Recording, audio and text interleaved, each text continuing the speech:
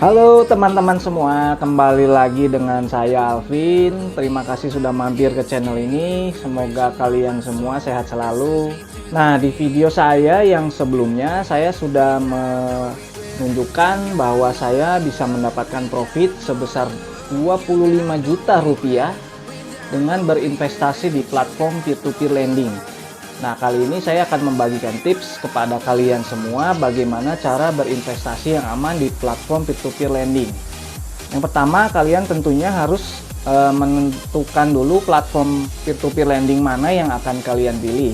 Setelah kalian mendapatkan platformnya, maka yang paling dasar harus kalian cek adalah cek izin dan legalitas dari platform peer-to-peer lending tersebut. Untuk mengeceknya mudah, kalian bisa langsung pergi ke halaman websitenya OJK. Di situ kalian bisa cari platform peer-to-peer lending apa saja yang terdaftar dan yang akan kalian pilih untuk investasikan.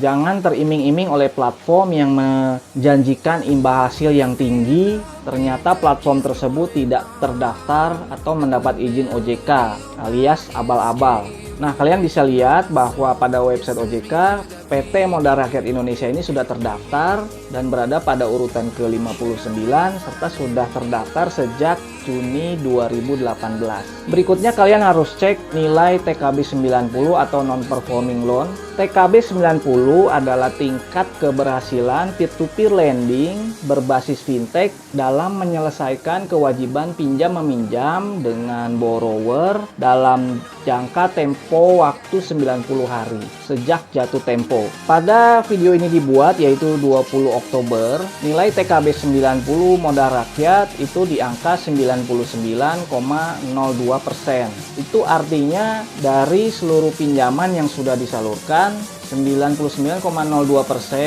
sudah terdanai dan berhasil dikembalikan. Sisanya sebesar 0,98% itu macet. Artinya dari dana yang sudah disalurkan oleh modal rakyat selama ini sebesar 607 miliar, sisanya sekitar kurang lebih 5-6 miliar itu macet atau gagal bayar. Namun angka ini sebenarnya sudah sangat bagus.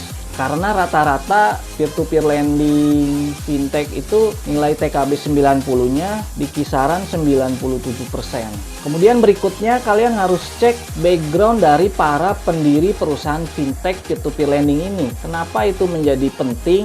Karena di sini kita bisa melihat seberapa besar nilai integritas dari perusahaan ini. Di sini kalau saya lihat para pendiri modal rakyat ini sering diliput media, kemudian sering bertemu dalam acara kementerian, kemudian diundang oleh Presiden Jokowi, kemudian ada kerjasama juga dengan Bank BRI untuk menyalurkan dana kepada para UMKM. Ini pencapaian yang tidak main-main ya teman-teman, sehingga kita bisa lihat betapa serius mereka dan menjunjung tinggi nilai integritas ini. Kemudian setelah kalian sudah siap dana dan akan mendanai, usahakan pilih pinjaman yang diproteksi oleh asuransi.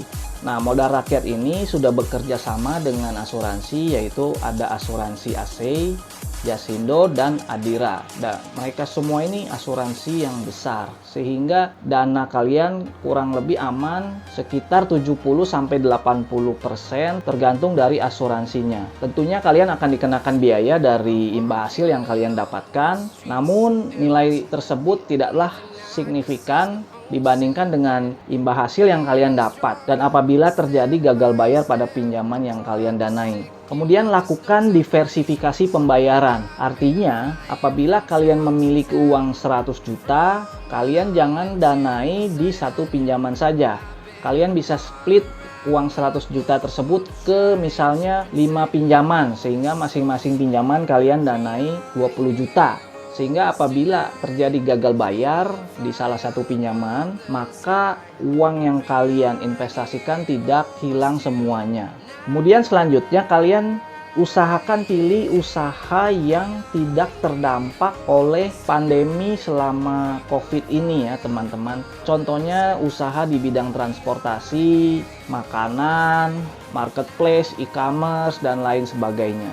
Kemudian usahakan mencari borrower di level UKM SME atau Small Medium Enterprise dengan jenis pinjaman modal invoice. Apa artinya modal invoice ini? yaitu si borrower ini sudah mendapatkan pesanan atau order atau proyek dari payor. Payor ini kita sebut gampangnya sebagai customer dari si borrower ini. Si payor ini akan mengirimkan PO kepada si borrower. Lalu si borrower ini akan mengirimkan invoice kepada si payor, di mana payor ini akan melunasi tagihan atau invoice tersebut di akhir tenor. Sehingga di sini lebih dipastikan bahwa usahanya sudah berjalan sehingga lebih aman dari risiko gagal bayar. Kemudian selanjutnya kalian juga cek si borrower tersebut historinya seperti apa selama mereka mendanai di modal rakyat. Usahakan kalian cari borrower yang sudah pernah meminjam di modal rakyat. Lalu kalian cek juga dari histori pembayaran tersebut apakah baik, atau buruk. Oke, yang terakhir kalian tentukan borrower berdasarkan scoring yang sudah dibuat oleh modal rakyat. Dari situ kalian bisa lihat misalnya scoringnya A itu baik dan B di bawah A, C dan seterusnya. Nah, biasanya apabila scoringnya bagus, misalkan nilainya A, itu biasanya imbal hasilnya juga lebih rendah, yang artinya nilai resiko gagal bayarnya pun lebih rendah. Sebaliknya apabila kalian mendanai kepada borrower dengan anggap saja scoringnya C, biasanya bunga atau imbal hasilnya juga lebih tinggi, tetapi resiko gagal bayarnya juga lebih tinggi.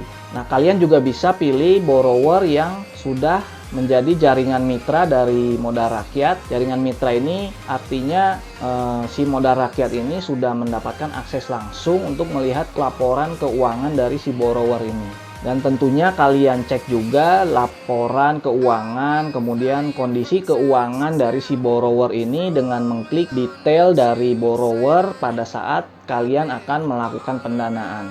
Oke, itu aja tips dari saya untuk melakukan investasi yang aman pada platform peer-to-peer lending ini, khususnya di modal rakyat. Bisa juga berlaku pada platform peer-to-peer lending lainnya. Oke, itu aja dari saya. Selamat mendanai. Apabila kalian ada yang ingin ditanyakan, silahkan komen di bawah. Apabila kalian suka video ini, klik like, subscribe video ini, dan share video ini ke seluruh dunia. Terima kasih telah menonton. Bye-bye.